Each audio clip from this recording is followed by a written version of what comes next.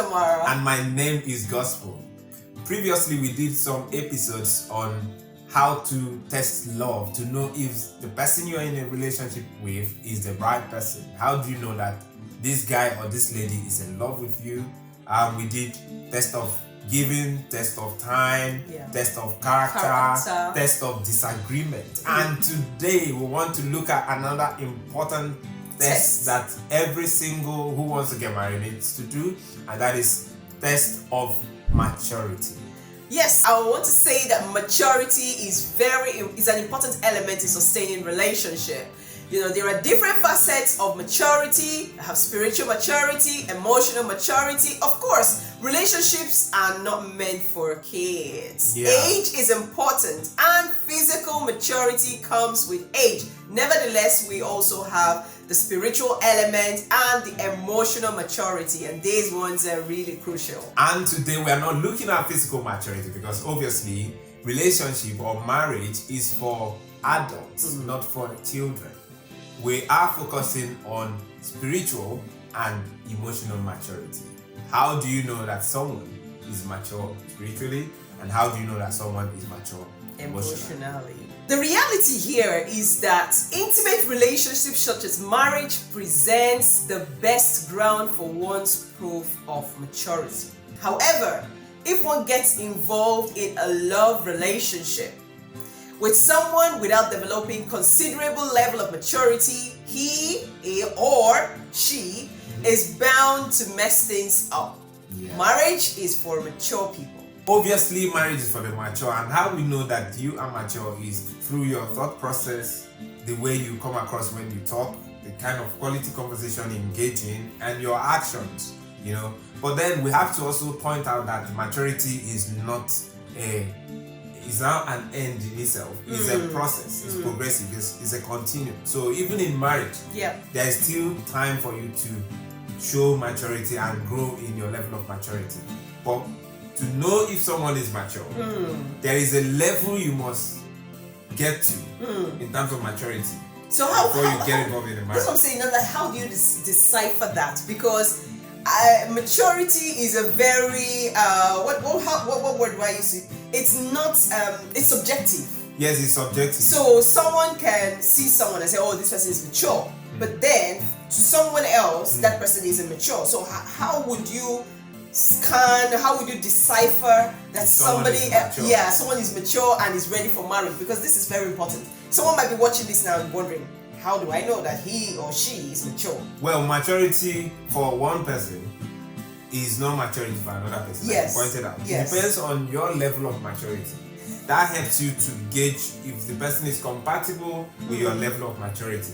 Okay. But then there's a standard for which everyone needs to get to.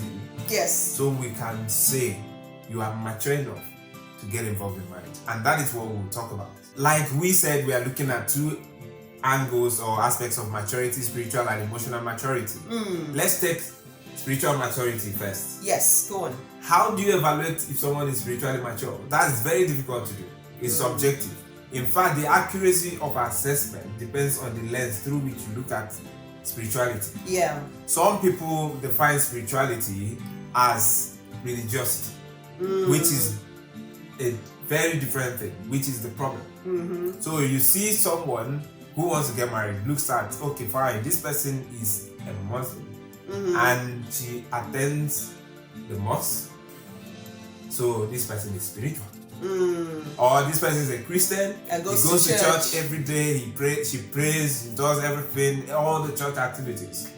Then you say, oh, because this person does this person is spiritual.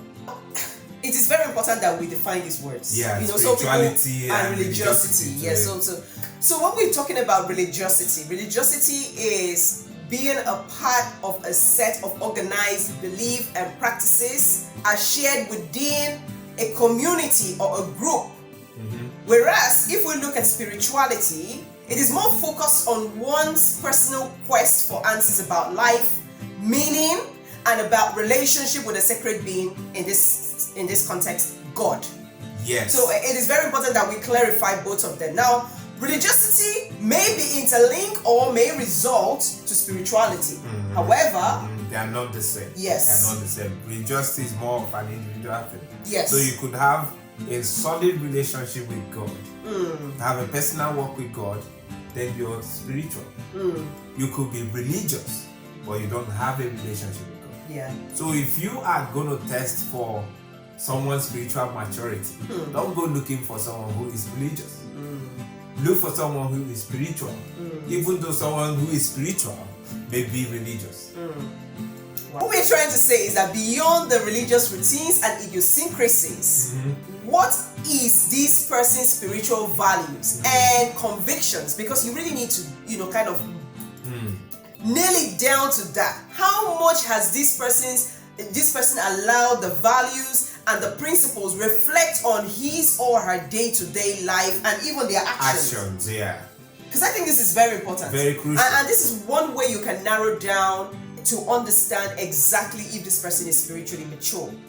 So beyond what you're saying, spiritual maturity is reflected in someone's personal walk and the quality of relationship the person has with God. God is creator, and the person is able to understand who God has created him or her to be.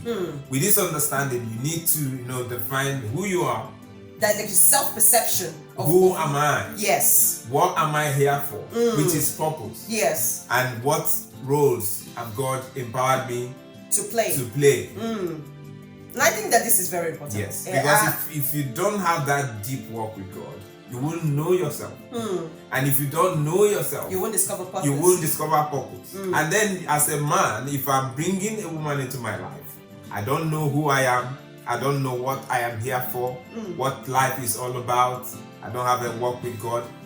How will someone come to support or complement me to achieve my purpose in life? That's difficult. That's why spiritual maturity is key. Now, kind of touching on some of the things that you've said in terms of spiritual maturity. So apart from discovering yourself, I think that when you want to look at spiritual maturity, this could be highlighted in one's ability to walk in love. How large is your heart to accommodate others in spite of their flaws? When people offend you, are you able to forgive them? Are you holding a lot of grudge against people? Because this is something, no matter how much you profess to know God, if you do not live by the tenet of love, I think then this is lopsided. I think that I would consider that person spiritually immature. Yeah, the point is you need to test this before marriage. Because in marriage, there are things that will happen that would cause you to seek forgiveness from your spouse, to seek forgiveness from people, even the extended family members as well. There are things that will happen that would require you to forgive your extended family members. Yes. So if you choose someone who is not spiritually mature and your mom offends him or her, there is trouble. The person is going to keep that grudge for a long time, and that fractures relationships. That does. Yeah.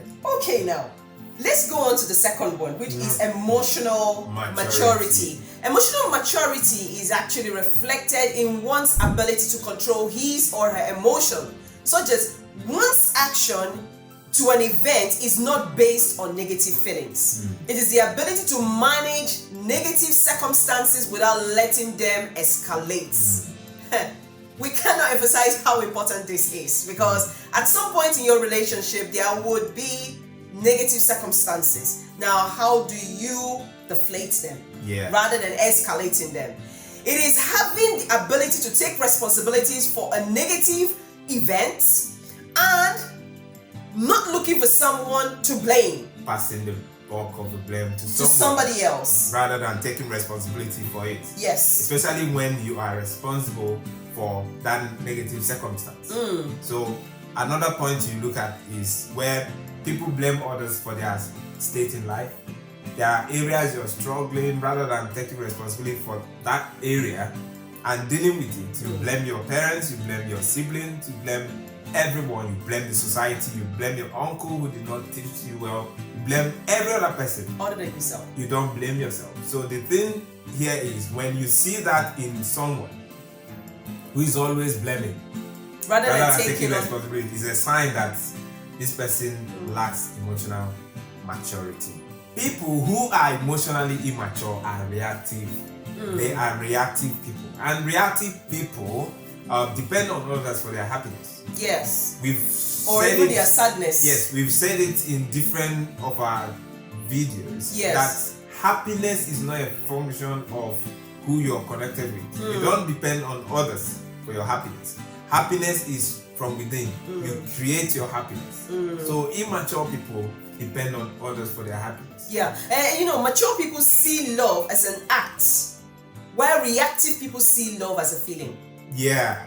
So I don't know. It's all interlinked. It's all interlinked. So if you don't see love as what you do, what you give, but you see love as what you take, how you feel, is about you.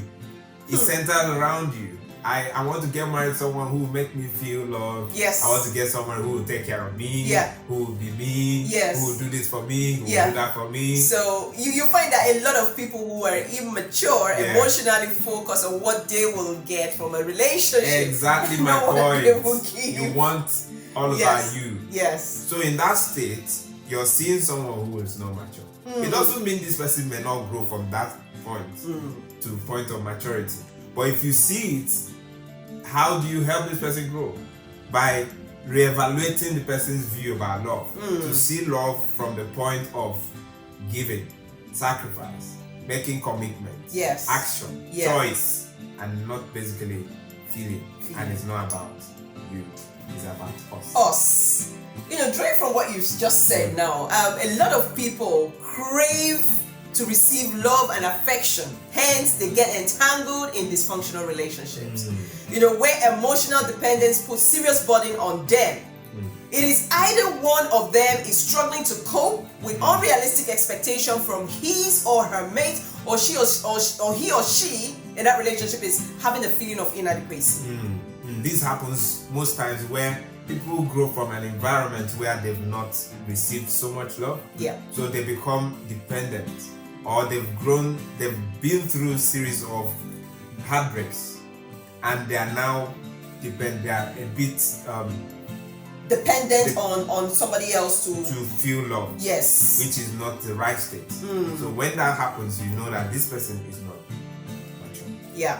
There are other times you see two people who are not mature get involved in a relationship. So you now see a state of codependency. This person needs this to feel good.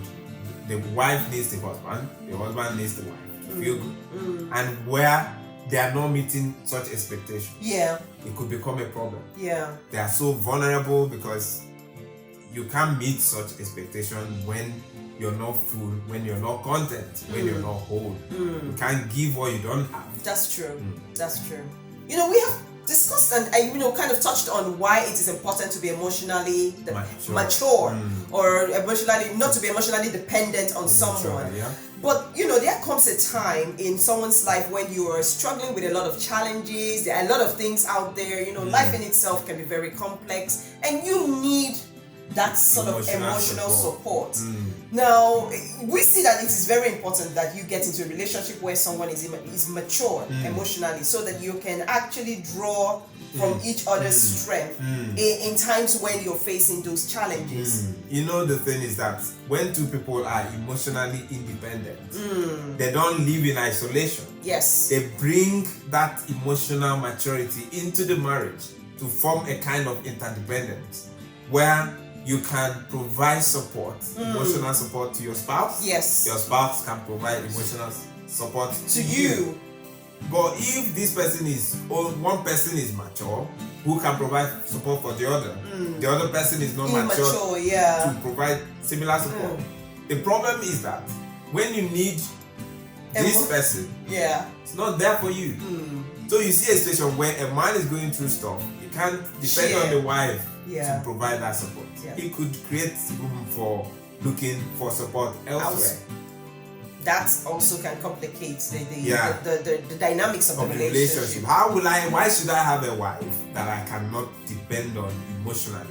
And then I'm going out there to talk To look for someone else. maybe a woman out there who understands how to support a man who is emotionally mature. Yeah. It could create room for emotional bonding. It could create room for infidelity, which you will not want to happen in your marriage. Yes. This then highlights the importance of testing the level of emotional maturity of a person you want to spend the rest of your life with. So, like we pointed out earlier, there are key indicators you have to look out for to know if someone is emotionally mature. We've talked about some of them before. Yes. One of them is the ability to take responsibility. They are able to take responsibility for their life and their actions, and they do not blame others for their circumstances or life situation.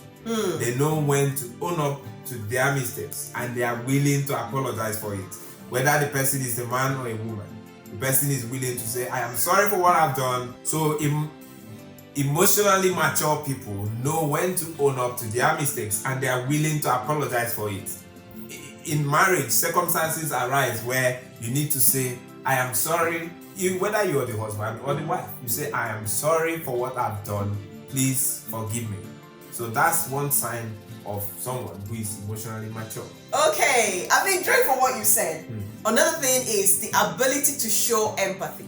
Emotional maturity is reflected in our ability to focus on helping, focus on caring, focus on supporting other people. I know they are able to put themselves in someone else's shoes and finding a way to help. And I think this is very important. I cannot emphasize how important this is. Another point is that emotional mature people are not afraid to be vulnerable. They are willing to share. They are willing to tell you about who they are. They are authentic. They tell you, this is me, this is my fears, this is what I've been through. This is who I am. Yes. So whether you take them for who they are, that's another kettle of fish. Yeah, so they're secure in themselves. Exactly. Another point is that they admit their needs. Emotionally mature individuals understand that everyone has a need, and there is nothing wrong with admitting when you need a helping hand. They recognize their strength and their weaknesses, and they are flexible to allow other people provide support for them. Especially in their area of incompetence. Yes. Very important. Yeah, don't feel like less of yourself, or don't feel like acknowledging that you need support in a particular area means that you're not capable. Yeah, this point is important in marriage because where a man who is emotionally mature is married, he is willing to allow the wife make contributions to support him in areas he's not capable. Yes. For instance, we talked about managing finance in home. Yes. Emotionally mature man will allow the wife to take care of the finances because he is not competent in that area. So that's why you need to test this level of maturity. Yes. Another way to test one's level of emotional maturity is that the person is willing to delay gratification. Wow. Yeah, for instance, you mean sexual gratification? Yes, they set boundaries and they keep to those boundaries. They are able to delay gratification in terms of managing their sexual desires. They are able to delay gratification in terms of not being reactive in buying things and spending money. And even for anger as well. Yes, they can manage that area. Yes. Set boundaries and they keep to those boundaries. Exactly. And even emotionally independent or emotionally mature individuals are those who know how to manage their emotions such that they are not controlled by their emotions, but they keep their emotions under check. Citing anger, for instance. Yes. When you're angry, do you react? You blow the fuse. Do you react or do you think rationally before you do what you do? Absolutely. So before you get married and settle with that one person, you need to ask these questions. And I think maybe this can help guide your ability to decipher. The person is emotionally mature or not. Exactly. So the first question you try to answer is, how do you react to negative circumstances? Yeah, that's when you're testing your level of emotional maturity. Yes. And then if you're looking at the person you want to settle down with, yes, you ask yourself, is an honest answer you have to provide. How does this person react to negative circumstances? You've seen this person, you've known this person. Yes. Answer that question. Yes, and then how do you manage negative situation when they occur without losing your cool? Exactly. I think it's another question that needs to be answered as well. You know, are you reactive to situation, or do you think before you act, or do you act before you think? Some people act before they think. Yes. And when they act, they would have messed up things. They can't bring them back. Exactly. Together. Then another question you need to answer about that person is, when they think about relationship, is it about giving? Is it about how they are going to contribute to make someone's life better? Or is it about them? Yeah. So you ask yourself that question. It helps you to know if this person is mature or not. Yes. And I think another question to ask as well is, do you feel you need a relationship to be happy and complete? Yeah, you ask yourself that question. It tells you how mature you are. Yes. And then you ask yourself that question. It tells you how mature that person is. So, having asked all these questions and having said what we said, I know we cannot cover all the angles about emotional maturity and spiritual maturity. You need to be sure that you're testing how mature your spouse is, or the person you want to settle down with is. If you think there are other things we didn't cover, the things you would see in terms of testing in maturity, yes, please write your comments in the comment section below and let's know what you think. Thank you so much for coming back and sticking with us on our channel. For our returning subscribers, we love to see you all coming back again. And if you're new to our channel, please do not forget to hit the subscribe button, turn on the notification bell, like this video, share this video, comment on this video, and please, would always love to read your stories. Please do share your stories as well. Until the next episode is goodbye from us. Goodbye.